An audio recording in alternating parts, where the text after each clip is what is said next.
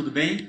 Estamos aqui para mais uma aula de História. Nessa nossa aula nós falaremos sobre o período regencial. Nós falaremos sobre um período que está entre o primeiro reinado e o segundo reinado, mas na sua totalidade abrange o conteúdo que nós falamos de Brasil e Império.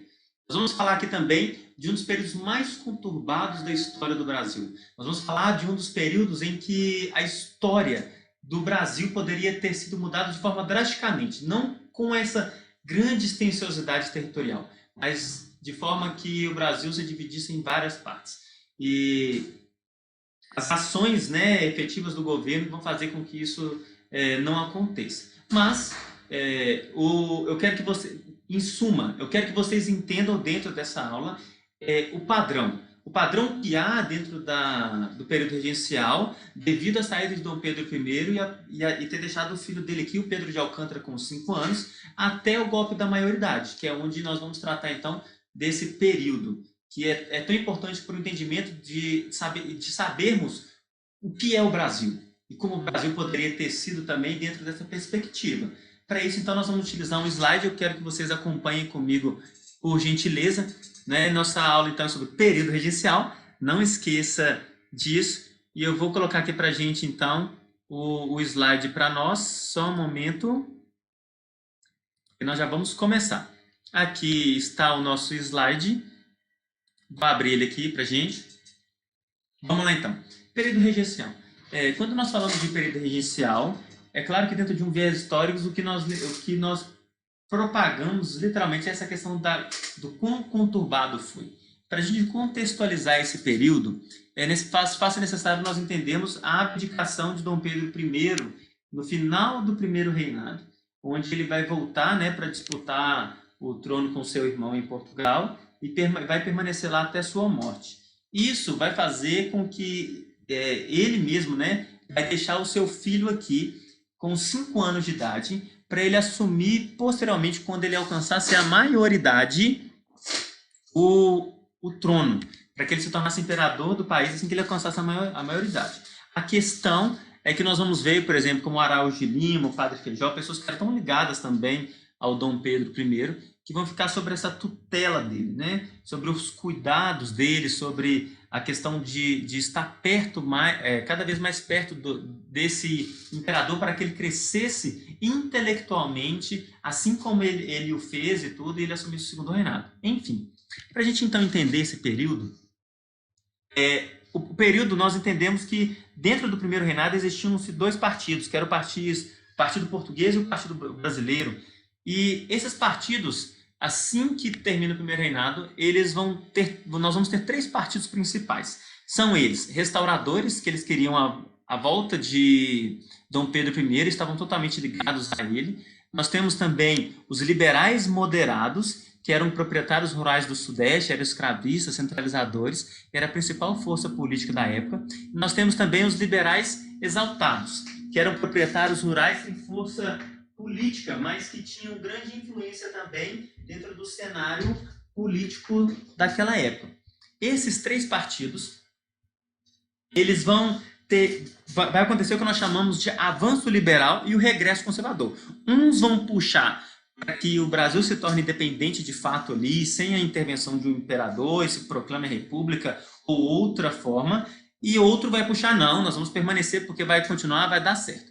E nós entendemos, então, que de 1831 a 1840 vai haver essa duplicidade de forças, de quem vai, o lado que vai mais puxar, se é liberal, se é conservador e tudo mais.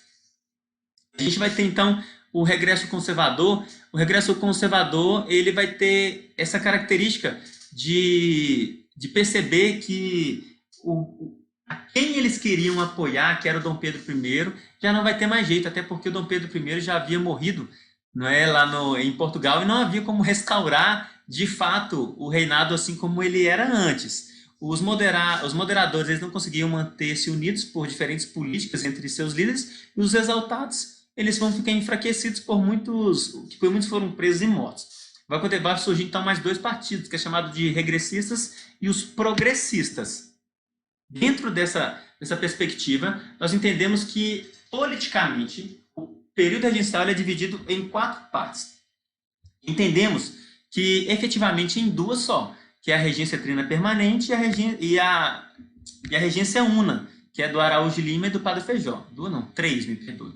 A regência trina provisória é justamente essa tentativa, né, do que vai acontecer e de como que vai ir. Dentre as três primeiras, a trina provisória, a trina permanente e o Padre Feijó, nós estamos falando de um avanço liberal para um caminho diferente de político. Dentro da regência una de Araújo de Lima, nós estamos falando dessa volta ao padrão conservador e definitivamente aí da posse do Pedro de Alcântara como Dom Pedro II aos seus 14 anos de idade. Então vamos lá. Se a gente quer entender, então, nós vamos falar então primeiro dessa regência provisória, a regência trina provisória. A regência trina provisória, ela vai refletir diferentes grupos de interesses. Uns focados na questão conservadora, outros no exército, ou em questões liberais, mas eles estão buscando prerrogativas e motivos que sustentem e estabeleçam ele com paz interna, com anistia, com a suspensão provisória do poder moderador, porque ninguém poderia usar esse recurso da Constituição de 1824, devido a nenhum deles ter essa característica de imperador. Então, eles vão tirar o poder moderador, vão proibir de criar novos impostos, vão proibir de dissolver a Câmara, eles vão permanecer com um padrão que já existia durante o primeiro reinado, só que eles vão abrir para uma eleição da regência permanente, ou seja, dos interesses, desses diferentes interesses que tinham. Para efetivação disso, né, vai acontecer então a regência trina permanente, que é quando o brigadeiro Francisco de Lima e Silva, o João Braulio Muniz e o José da Costa Carvalho no Sul, eles vão centralizar isso para que eles possam governar e controlar. De fato, para a gente entender que, a grosso modo, se uma pessoa, às vezes, controlando e mandando, já é tão difícil. Imaginem nessa proporção de 3 pessoas e com interesses totalmente diferentes. O que eles vão fazer, em agosto de 31, o padre Diogo Feijó, ele vai criar a Guarda Nacional.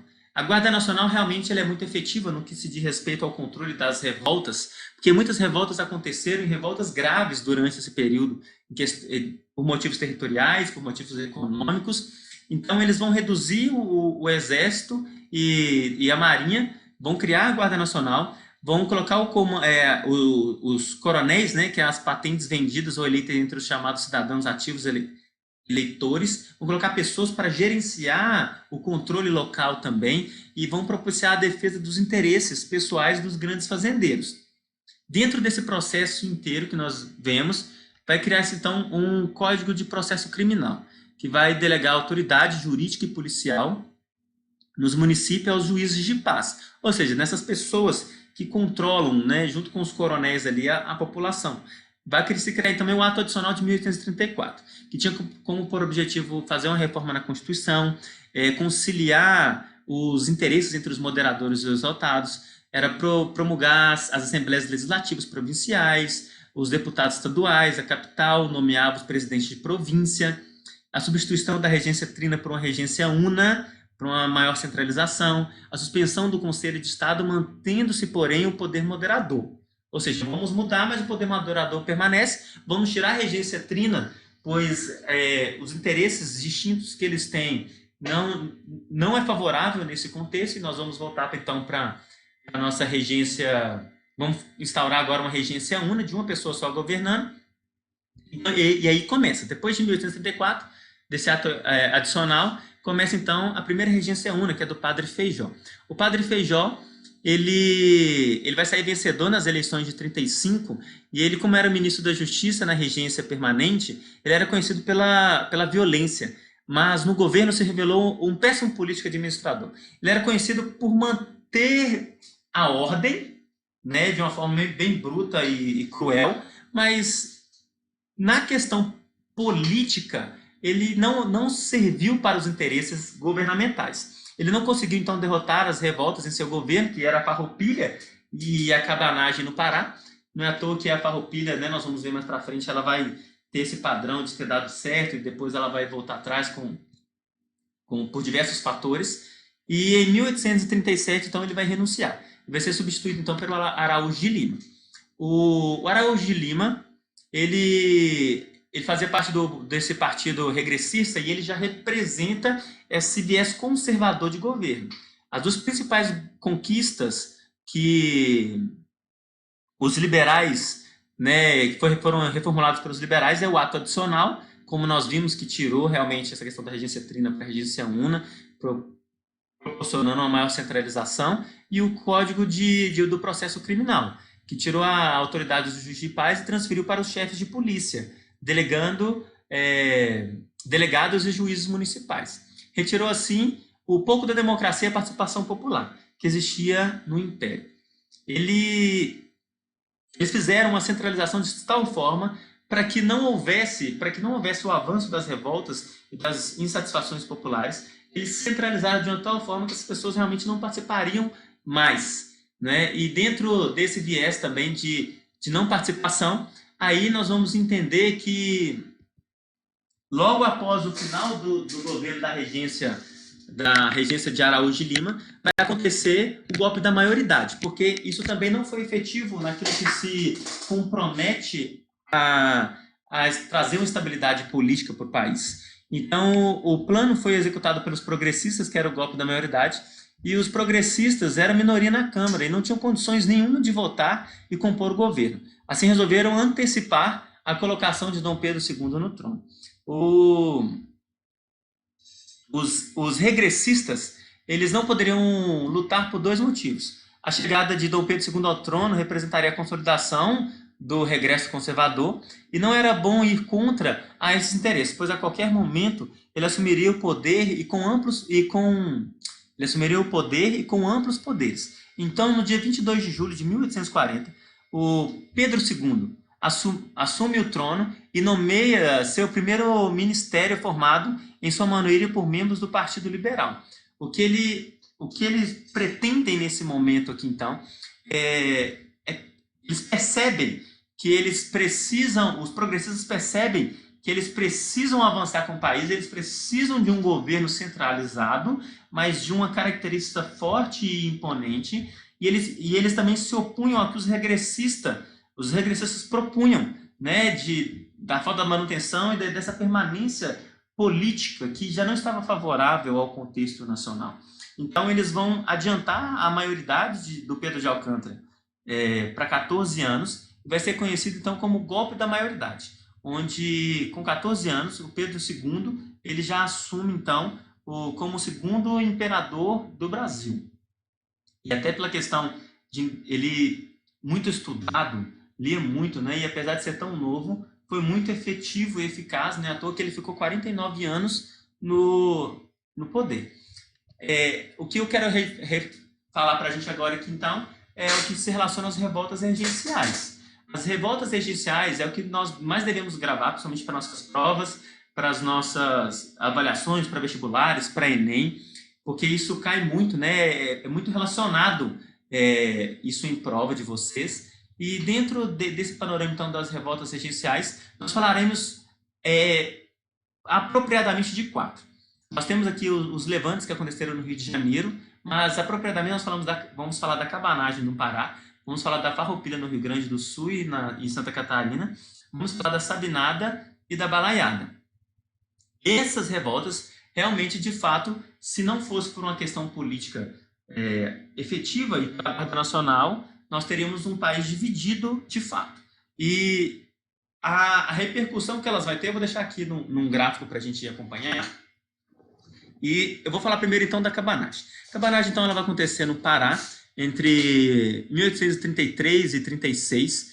E os líderes dele, né, eles vão propor o seguinte: eles vão propor que seja, dentro do governo regencial, fosse nomeado um presidente e que acabasse com essa situação de miséria que havia dentro do governo e dessa má distribuição de renda. Eles propunham que o governo mudasse as suas características e que realmente ele se centralizasse e que ele mudasse a sua forma de governo. Essa manifestação vai criar cabanagem, vai receber esse nome por causa dos cabanos. É como se você entendesse hoje por um barracão, uma casa pequena. Vão ser caracterizados por pequenos produtores rurais, por pessoas da classe baixa e por algumas outras classes que vão ajudar dentro dessa. e eles vão dominar, né, sobre Belém, vão dominar um ano e vão lutar no interior. Vão morrer aproximadamente 40% da população da província, até pela questão que eles agiam de forma muito brusca, de forma muito imponente no sentido de efetivação e de mudanças imediatas. Eles vão ser rapidamente dizimados, né? Muitas pessoas morrerão, outras fugirão e a revolta vai ser sufocada. Vai acontecer também lá na Bahia, Sabinada. O líder era o Sabino Álvares. Ele vai acontecer de 37 a 38 e vai acontecer então também pela insatisfação com as autoridades impostas pela regência. Ou seja, eu estou insatisfeito com aquilo que está acontecendo e nós vamos nos tornar independentes de vocês. Eles queriam então criar uma república baianense. Eles queriam uma emancipação total daquilo que acontecia. O Francisco Sabino, o doutor, né, ele liderava essa revolta, mas de fato vai ser rapidamente também sufocada pela efetivação da Guarda Nacional e em outros afins. Vai acontecer também a balaiada no Maranhão. A balaiada acontece entre 1838 a 41 e o Manuel, né, o que era chamado de balaio, Raimundo Gomes e o Cosme, eles também tinham insatisfação com o presidente nomeado pela regência. E eles promoveram essa revolta, juntando pequenos fazendeiros, artesãos, escravos que eram fugidos, porque eles tinham a ideia mesmo de conquistar a Vila de Caxias e promover a anistia para aqueles que já tinham recebido punições dentro daquele contexto que eles tinham. Então, a balaiada ela vai acontecer, recebe esse nome por causa do balaio, né, que era um cesto que era feito, e eles ter a mesma questão com a insatisfação desse presidente nomeado. É o mesmo motivo que nós temos com relação à cabanagem também, não é? A insatisfação com o presidente nomeado pelo governo regencial. Da mesma forma que eu quero uma centralização, eu estou insatisfeito com quem está lá. Então, na cabanagem, nós temos essa insatisfação com o governo. Aqui na balaiada nós temos, na sabinada nós temos e na Guerra dos Farrapos também. Na Guerra dos Farrapos, no Rio Grande do Sul, vai acontecer entre 35 e 45. O Bento Gonçalves e o Giuseppe Garibaldi vão ser os principais líderes. E eles estão contra os altos impostos, as exigências das mudanças políticas. Eles vão se inspirar no exemplo das repúblicas, né, que já vão acontecer. E eles vão realmente, dentro do conceito, até porque eles eram grandes fazendeiros, produtores de charque, eles vão efetivar a revolta, eles vão ganhar essa revolta e eles vão fazer duas repúblicas. Uma chamada República do Piratini e outra chamada República Juliana. E promoveram também a anistia. Ou seja, o Sul se tornou independente do país nessa época. Dentre as características comuns que nós vemos entre essas revoltas, a cabanagem, a sabinada e a balaiada e a Guerra dos Farrapos, elas têm características comuns. Elas têm a questão do combate pela Guarda Nacional, né, e dessa propagação de insatisfação popular e política contra o governo. Elas também são caracterizadas pelas punições e as mortes que vão acontecer.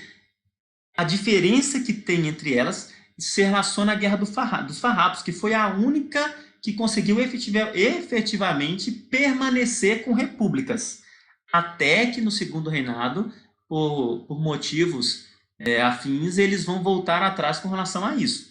Não é? Vale aqui ressaltar que, abre um parênteses aqui também, que há para se dizer que alguns se arrependem, né, de terem feito isso e de ter voltado para o território e para a política nacional. Enfim, isso não é um tema da nossa aula, é só algo que pode ser discutido mais a fundo.